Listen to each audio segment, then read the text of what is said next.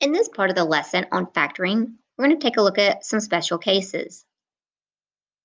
So let's take a look at when we are squaring a binomial. Let's see what kind of product that we get. So when we have x plus 4, remember, we must write this out twice. X plus 4 times x plus 4. You cannot simply square x and 4. You will not get the right answer. This is saying we have two factors of x plus 4. So then when we distribute the x and the 4, we get x squared plus 4x plus 4x plus 16. We have four terms, and then now we are going to combine the middle terms, and we have a trinomial.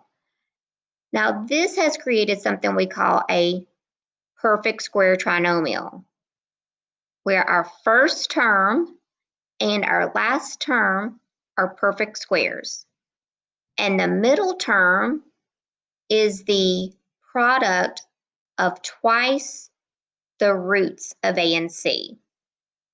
So if I take the square root of x squared and I get x, and I take the square root of 16 and get 4, and the product of that is 4x, the middle term is twice that. Now we have x minus 3 quantity squared. So we have x minus 3 times x minus 3. When we distribute, we get x squared minus 3x. Then we distribute the negative 3. We combine the middle terms. And we have a perfect square trinomial. Here we're going to multiply 2x plus 1 times itself. And we get 4x squared plus 2x plus 2x plus 1. We get 4x squared plus 4x plus 1.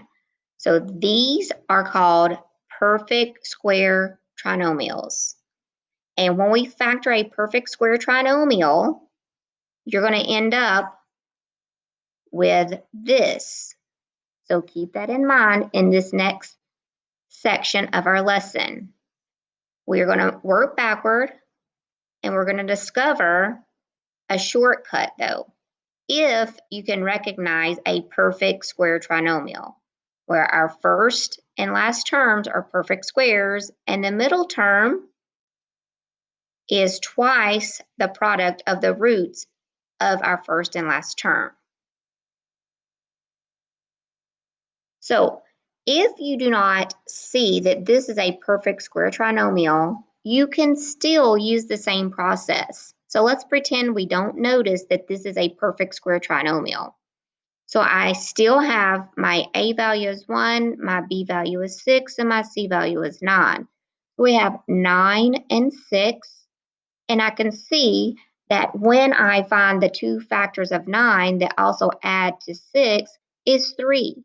So I'm going to rewrite my trinomial into 4 terms and break up 6x. So I have x squared plus 3x plus 3x plus the 9. So when I see that my two middle terms are the same, this is going to have given me a perfect square trinomial. So we're going to group these. We're going to factor out the greatest common factor. And we're going to have x plus 3 times x plus 3. Now you could leave it like this, but you can also write it as x plus 3 quantity squared.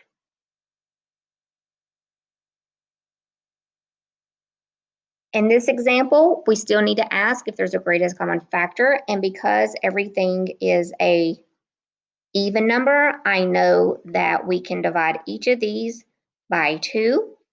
So we have our greatest common factor.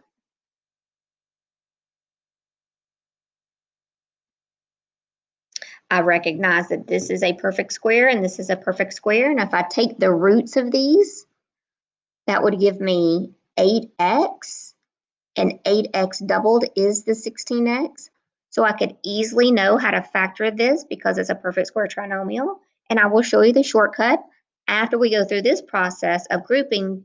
So if you don't recognize that this is a perfect square trinomial, grouping still works. So our A is 1, our B is 16, and our C is 64. And we see that 8 times 8 gives us 64 and adds to 16. So when we rewrite this, we get x squared plus 8x plus 8x plus 64. Then when we group them,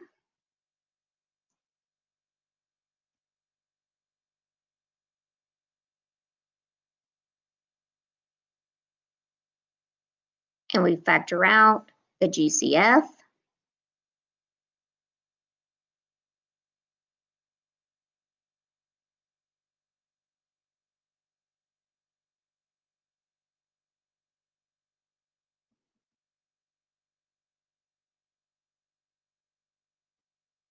and there's our three factors, or we can rewrite this part, x plus 8 quantity squared.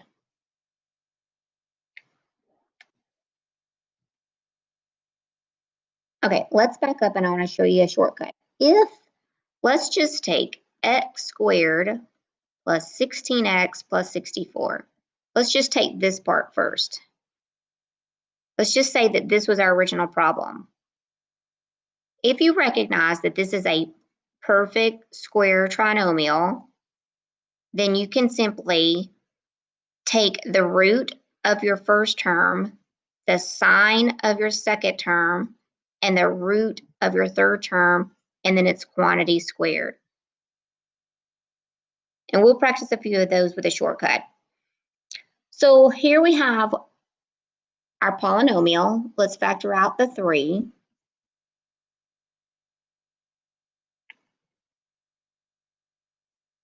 And let's notice that this is a perfect square, and this is a perfect square. So let's see if the middle term is the right number for this to be a perfect square trinomial. And then let's just do the shortcut. The square root of 25 is 5. The square root of x squared is x. The product of that is 5x. And when I double it, I do get 10x. And it's okay if this is negative. That's fine. So this is a perfect square trinomial. So let's do the shortcut. We still have our 3, our greatest common factor. The shortcut is take the root of the first term, take the sine of the second term, and take the root of your third term. Quantity squared. So that is factoring a perfect square trinomial without going through the process of grouping. However, if you do not recognize it as a perfect square trinomial, you can go through the process of grouping. Let's take a look at this. Our first term is a perfect square. Our third term is a perfect square. So this would give us x. This is 12. So we have 12x, and if we double it, we get 24x, which is the middle term. And again, it's okay if this is a minus. So let's do the shortcut.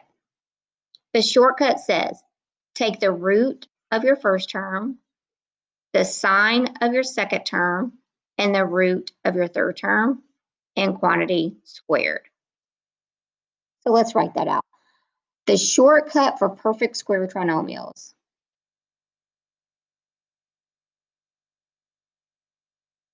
Take the root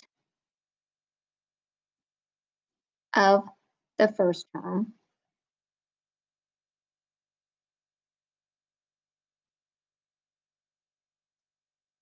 take the sine of the second term, and then take the root of the third term.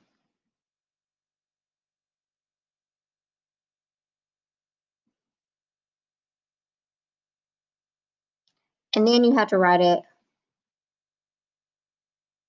quantity squared, which means our parentheses with our exponent of 2. Let's do this as our shortcut.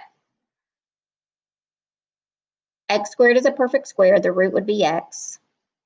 100 is a perfect square, the root will be 10.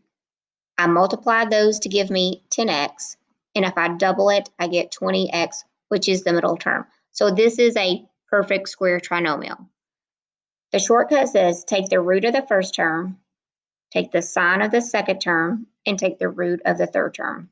Quantity squared. So x plus 10 times x plus 10 are the two factors of this trinomial. Again, if you don't recognize it, use your grouping method.